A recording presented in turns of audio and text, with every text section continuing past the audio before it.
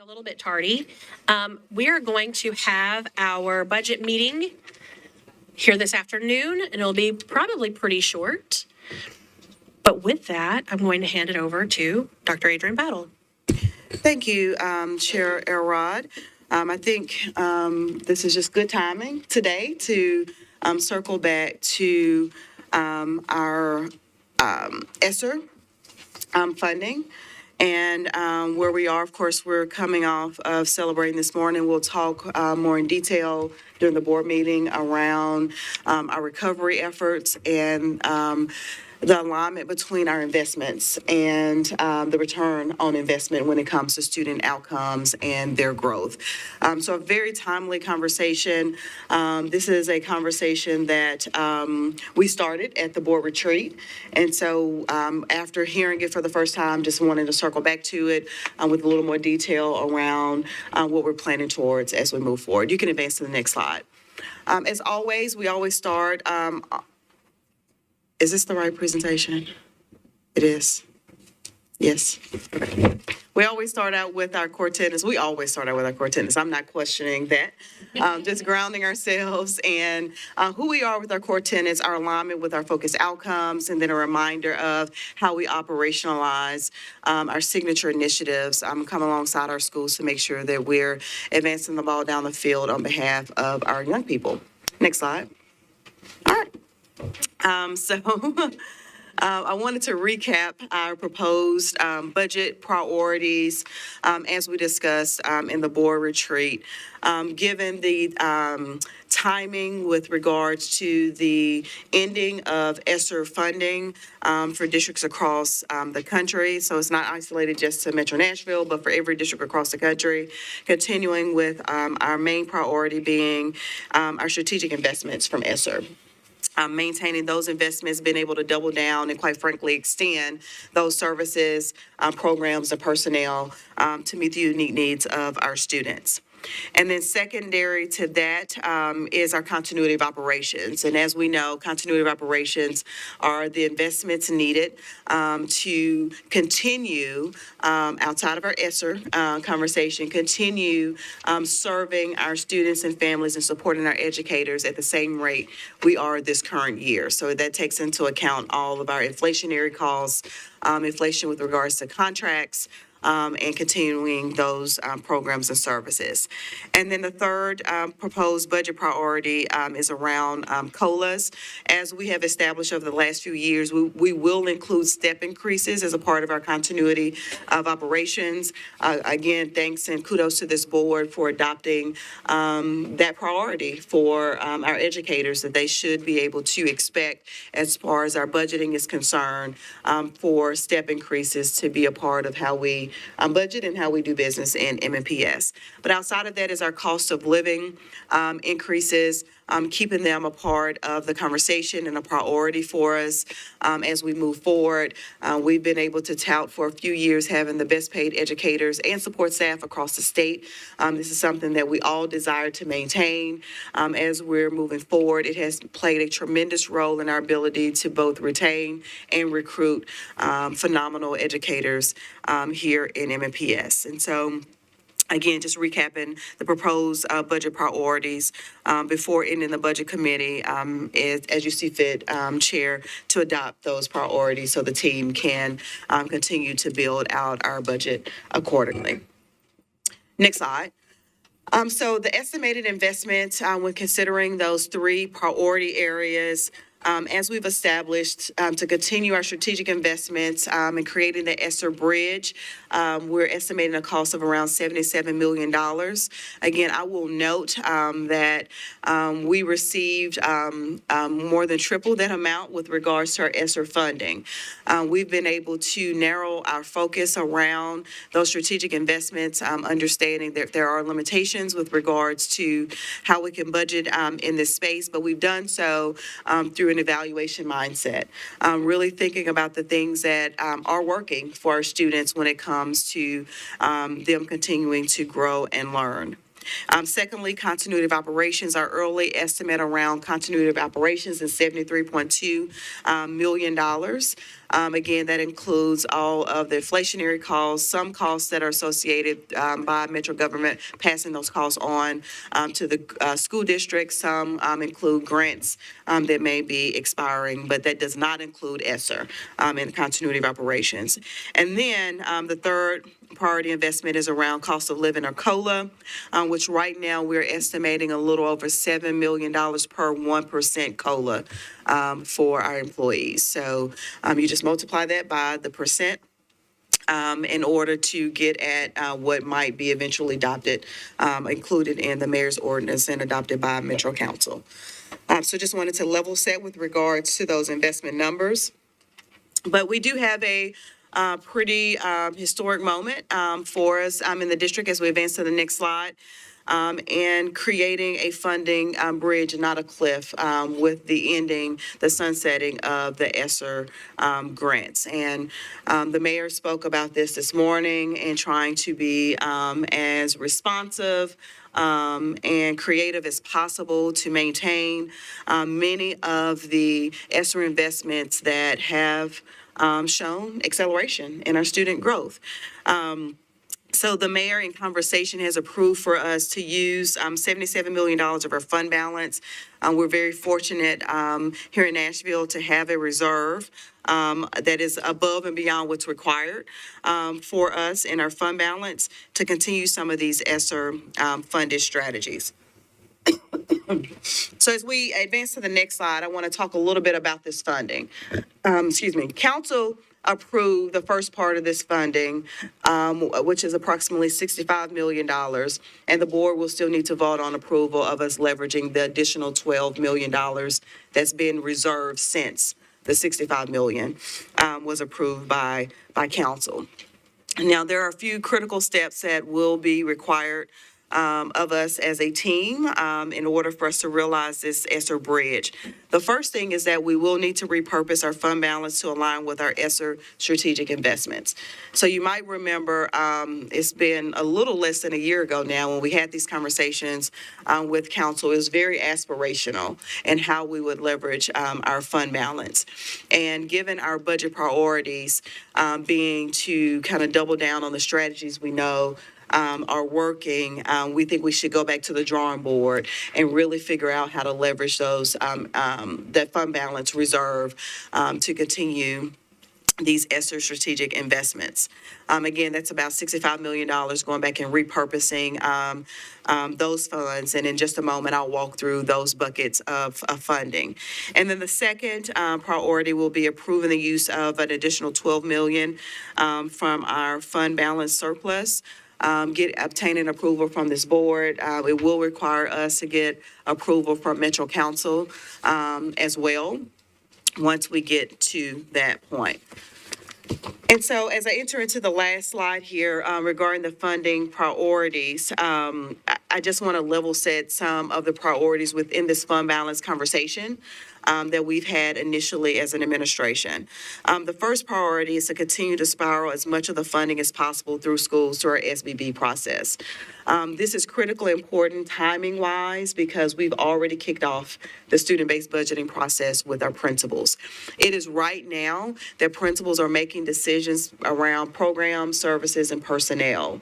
And the risk without us being able to spiral these funds directly to our schools is that they will have to notify, particularly personnel and program providers, that we will have to discontinue into the 24-25 school year.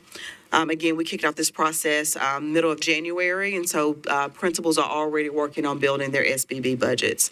The second priority is to continue ESSER-funded district-wide initiatives. Again, we're going to go through these buckets in just a few moments, but they're all key strategies, signature initiatives that we've been progress monitoring, evaluating, and working towards over the last several years of ESSER funding. And then the third priority is around capital spending. And so there are a few opportunities that we want to explore to continue some of what's already in our fund balance through capital. That's going to be very limiting. While we're excited about the capital investment we have received, we do know that it did not capture all of the projects that were in our year one capital spending budget. CIB, capital improvement budget. Thank you. Not the spending plan. Okay. And so to kind of highlight those buckets of focus with regards to our district-wide plan and leveraging the $77 million, it would allow us to, in some capacity, because this will require us to make a few shifts in programming or scale across the district. It will allow us in some capacity to continue with spiraling funds to our schools for student-based budgeting. It would allow us to continue with our scholars portfolio. That includes promising scholars, enriching scholars, and accelerating scholars. I will note there are a few knowns, particularly around promising scholars, on if the state will continue to spiral funds to school districts. And so the amount that will be included would not include everything based upon what we have been covering at the district level. So it is likely we would have to make some adjustments, particularly around promising scholars, and be as targeted as possible with our Accelerating Scholars Program. This allows us to continue with our school nurses, having at least one school nurse in every school. It would allow us to complete our textbook adoption. By the way, this is one we have to do based upon our previous adoption cycle. Textbooks were also included in the original fund balance conversation, so that would be consistent. It would allow us to continue with our mental health supports. I think this has been a conversation not only locally, but nationwide around the mental health supports that were needed in response to the disruption caused by the pandemic. And so we've been able to make some headway in that space. It would allow us to continue with our safety ambassadors in all of our elementary schools.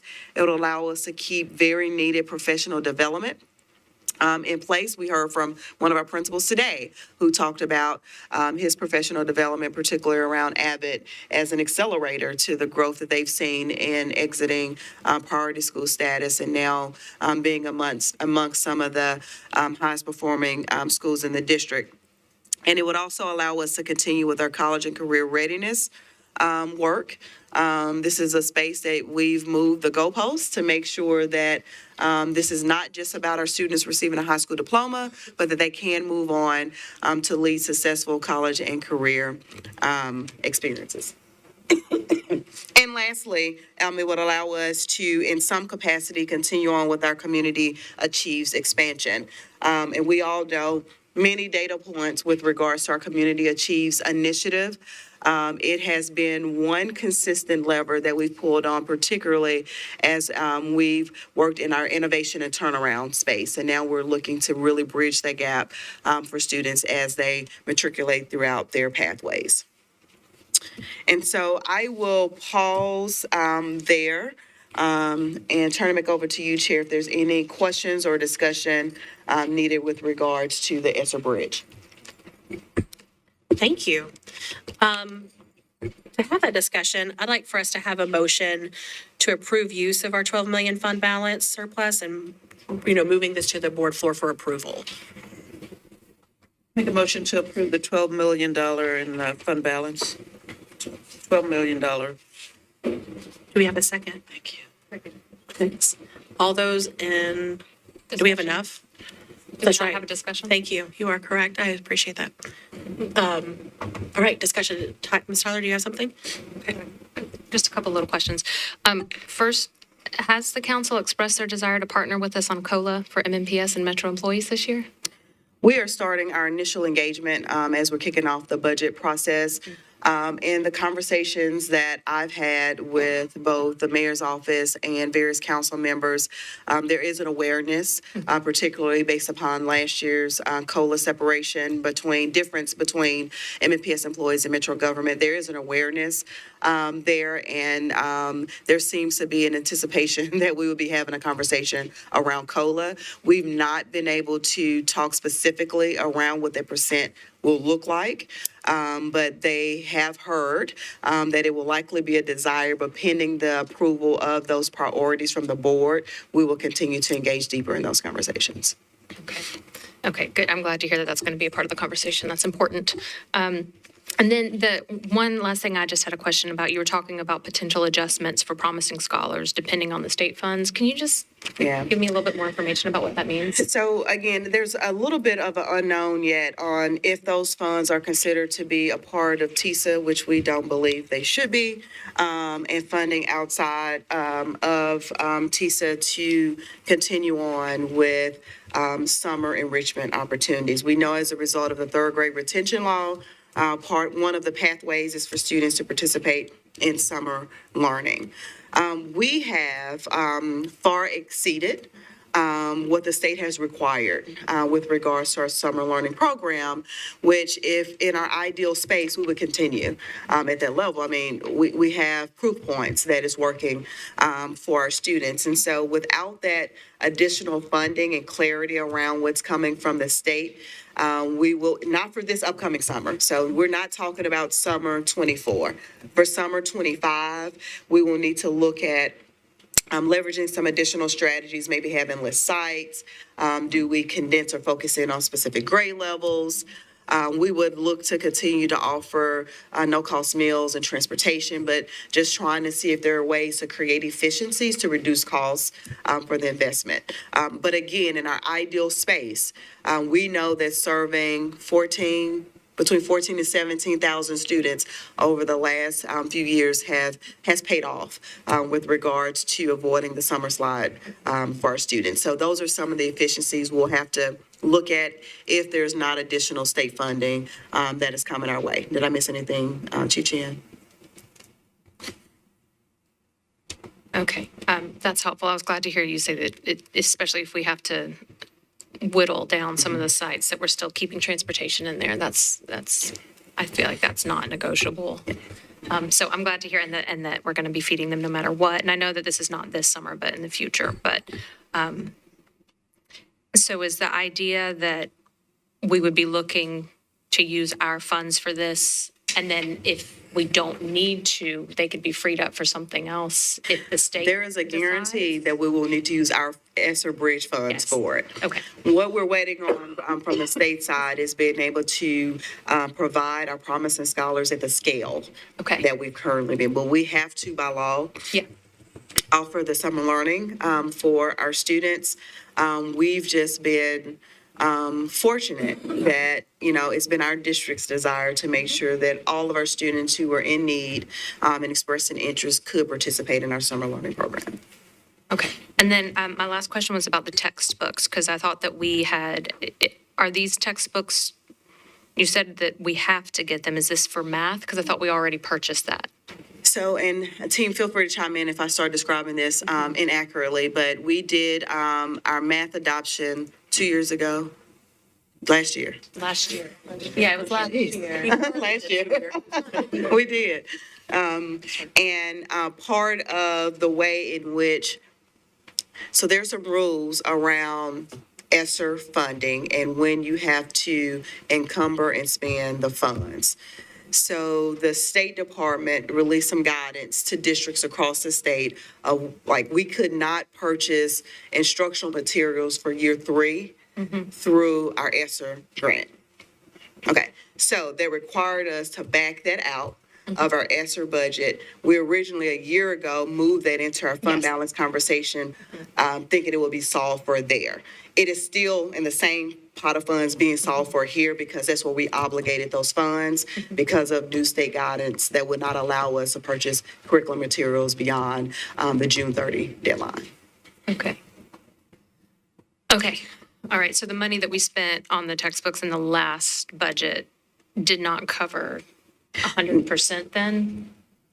Are these consumables that we're replacing? These are mostly consumables.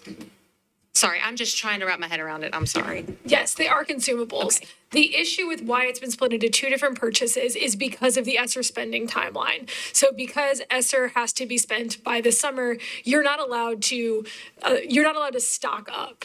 So we can't say we're going to use those ESSER dollars to then buy down several years worth of consumables. We had to split into two separate orders where ESSER allowed us to pay for the first 2 years of the adoption, and then the remaining cost for out years had to go to a different location.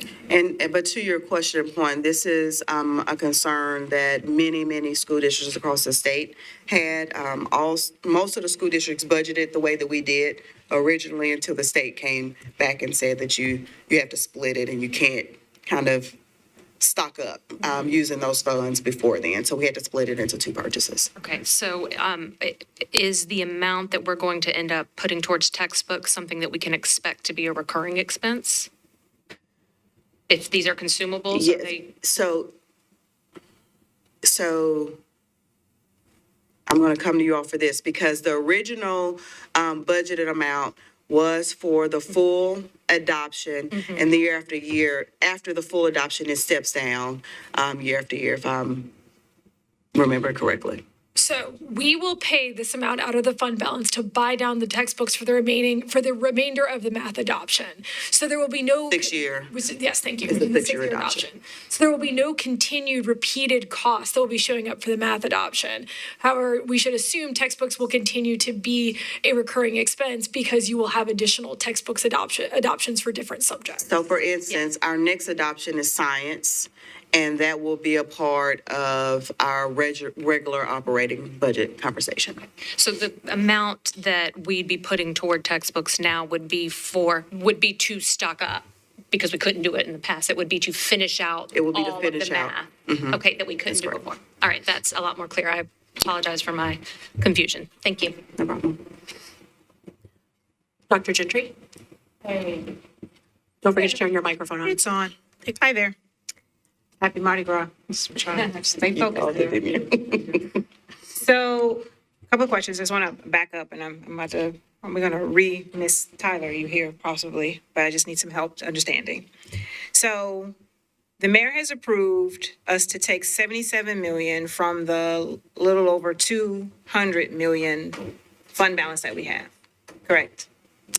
So he's approved for us to, how do I want to put this? So there's 77 million total. 65 million has already been approved by Metro Council. Okay. So the remaining amount, which is 12 million, he's approved for us to create a pathway for approval through council. Gotcha. So we just need to, so the motion was for the 12 to get to the 77, which equates to what we That's needed correct. to do the ESSER, to Yes. continue what we continue in ESSER. Okay. No. So I So- always, go ahead. So there was a tie question of would that deplete our fund balance? No. This is above and beyond Sure. the percentage required for us to have in our fund balance today. Yeah, so so that number, that over 200 million is, we're still in a good place for that. So, and yes, I do care. What happens after that? So what happens after we take from fund balance? And we can't do that amount again, because then we will have a problem. So what happens the fiscal year 26? Yeah, so the conversations we've been having with the mayor, who spoke about this as well this morning, and I'm just saying it's safe for me to speak about it because he spoke about it as well, is to use this bridge year to allow for the next year in building up their ability to move these investments over to our operational budget. So, and one of the team members might be able to speak better to this, but when you're looking at, you coming? Oh, I thought you were. So their forecasting is that next year's Metro budget will allow for us to begin to move these investments over to our operational budget. So this then becomes a part of what we consider continuity of effort. There will there will be some of these that we could consider continuity of operations. Okay. Yeah, the state this year, and, our numbers usually track with the state, is forecasting essentially a zero net gain in terms of revenue statewide. And so, but they are forecasting potential increases in future years. And so I think just coming off of this year and different revenue sources, we do have the fortunate benefit, sometimes a challenge of increasing property values and property reassessment that's coming up. And so that'll influence what the revenue sources look like in the next calendar or fiscal year. Which also increases my escrow account, but that's a different conversation for a different day. But when we've talked with Mayor O'Connell, that has been the commitment is this year fund balance and we'll go forward. So at what point do we get a pulse check, right, of knowing whether what they're projecting will happen, property taxes, et cetera? So is there a point in the fiscal year where either the property assessor or someone says, yes, we're trending as we thought we would with the increase in revenue, or no, we're not trending as we thought we would with the increase in revenue? Yeah, I'm not sure the exact timeline of when the property reassessment will happen, but they'll be looking at those numbers, and then they'll provide sort of a number to the city about how much the property taxes would need to shift in order to be equalized. And then, it's a conversation with the city as to what they do with that after that, what they do with that information afterwards. But there's still also just general growth within new properties coming online that helps to generate new tax revenues besides any potential increase or change in the property tax rate itself. And so they monitor that throughout the year. They'll, have sort of initial conversations. Ultimately, it's when the budget comes out in April, that late April, that you see what the set revenue estimates are going to be. And so hopefully they'll be able to share at least preliminary estimates with us throughout the course of, the late parts of the fiscal or calendar year into the next calendar year, so that they can start preparing for what it might look like for us. Similarly, we don't know what our state revenue is going to look like, this grows in the pot, until June, July, at the earliest sometimes in terms of actual numbers. Yeah, so my concern is always when conversations about sources of local funding increasing, then things start to happen at the state level that decrease. And so the offset kind of continues to put us in sort of a challenge. Has the conversation ever been to increase the percentage that we get, or the hope is just that the pot will get bigger so the percentage will be larger? Well, they do make, I believe, estimates within the Metro Council operating budget about which percentage of revenues you get based on those estimates. I believe there was a shift when there was estimated to be lower sales tax revenues. So the percentage. And so they increase. So Yeah. it's a shift every year, Okay. but they sort of look across all that. And then the number that we get from the city combines that estimated amount of TISA funding and the money that the city puts in, which, as you all know, is about 77% of our operating budget compared to the 23% the state puts in. And then if I can add, we also have a little bit of a runway with moving things over to our operating budget. If we recall, we've moved no-cost meals, advocacy centers, amongst a few other strategies over, which has definitely helped with the $77 million ask. But the bottom line as well is, with every district across this country facing a cliff right now, our ability to extend a year matters greatly. Yeah. And so, it will have to be, to your point, Board Member Gentry, this does have to be an ongoing conversation and monitoring. The mayor has committed and working closely with this. Chair Elrod has been a part of those conversations.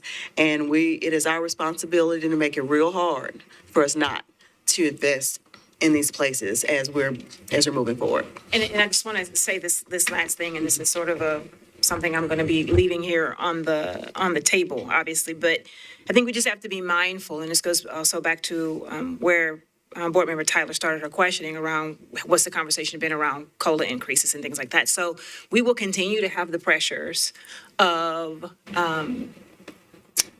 compensation, right? When it comes to whether it's teachers, support staff, certificated, non-certificated, all that will continue to be pressures.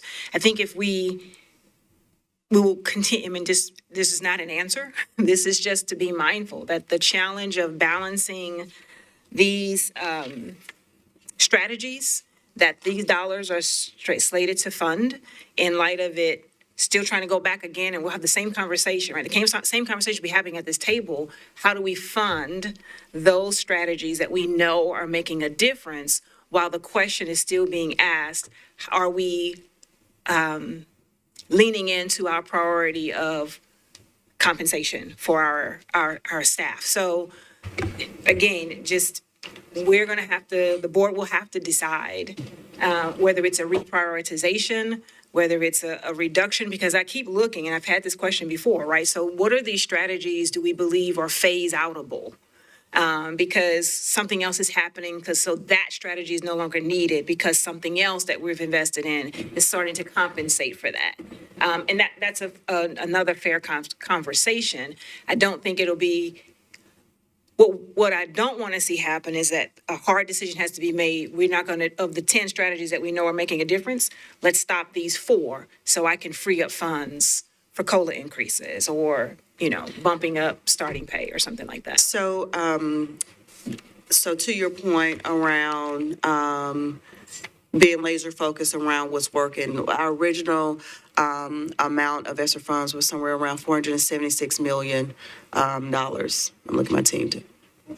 $423 million. And so when we're having a $77 million conversation, we're stopping a whole lot at this point. And we have drilled this down to be laser focused around what we need to double down on because we've seen the return on investment. So we've done that work. And then the second thing with regards to this pot of funds, I want to be clear because this might be a question that we all get.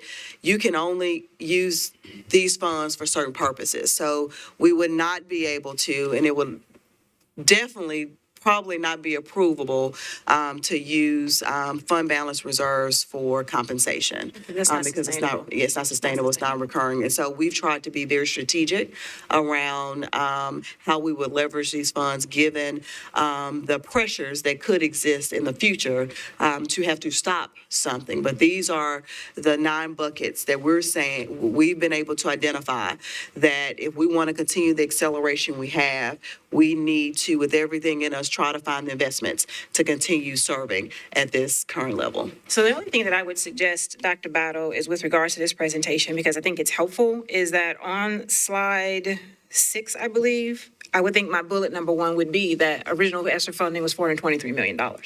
And that the strategies that were employed were $423 million worth of strategies. And so we've managed to, those were impactful, they did what they needed to do. We've landed on the 11 left at $77 million that we believe are necessary to maintain the growth and the progress that the district has seen. I would not, because that juxtaposition between 423 and 77 is stark and it's significant, and it tells a good story, but it also tells how important the 77 million is.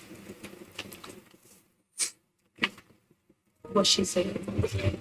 Liberal hair block. This was painful, just so I put that out there. I want to say thank you to Dr. Gentry for all of her questions because it hit a bunch of stuff that I was interested in hearing about and in the incredibly well-said way that only Dr. Gentry can manage to do. And I will be sad not to have her sitting next to me in Cutouts for sale. in the future. But one thing that Dr. Gentry touched on that I know we talked about at our retreat when we first started talking about budget and funding is how we know which of these things are working, such that and not just this stuff, but other things we are investing our continuity budget in, and how, when hopefully we don't have to, so first of all, hopefully we're in that financial position to continue to support the things that we have laid out here. But to what extent, can we, I know we've reviewed some of the things that we know in here.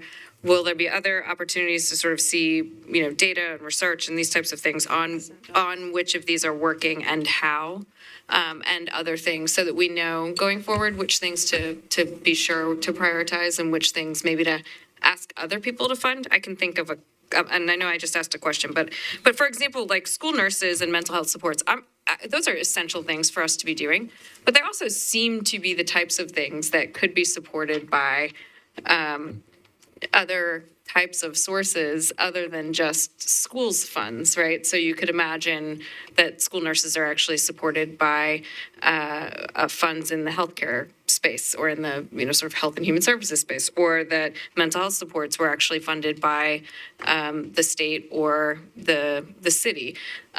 Because these are the types of things we have to do in order for our kids to be able to learn, but it is not the type of stuff that is primary to learning in that sense. So two-part question. One, how do we know which things are working and sort of what presentations will you all make over the course of the year so we continue to have a sense of that? And then two, are there any things that we think we're looking at and going, we could hopefully try and find some other funding in some other places, and what types of things are those? Yeah, I'll start at the end, I work my way towards the front. We will, whenever an opportunity exists for us to partner, create public-private partnerships, leaning on metro government, whatever that is, grant opportunities, we're always going to seek that out. The reality is that funding has not existed for us, particularly at the scale at which we need to provide them. So, as an example, when you're talking about mental health supports, we've already learned the hard lesson of when you have one provider who is not stationed at the school, what that can spiral into. And so part of this strategy is to have supports on the ground at schools on a consistent basis. And, for those of us who've been in the education space for a while, we know that has been a challenge when there is a true need for a student, and yet we don't have the resources readily available to respond. But we will continue to look for partnership opportunities and grant opportunities. Yeah, and just to be clear, I am not making a case for not having these supports. I am making a case for someone paying for them out of budgets that aren't education budgets, but still having them at schools, operated through education. Yeah, absolutely. And in the meantime, when you're digging into feedback and survey data from community, from our educators in particular, the mental health supports is one that is always at the top of the list. And so we are in the space of meeting a need now and trying to figure out in the future how we can create even more efficient and effective partnerships to provide this service. With regards to the evaluation data regarding these 9 buckets, I'm extremely proud of our partnership with Vanderbilt through Peer.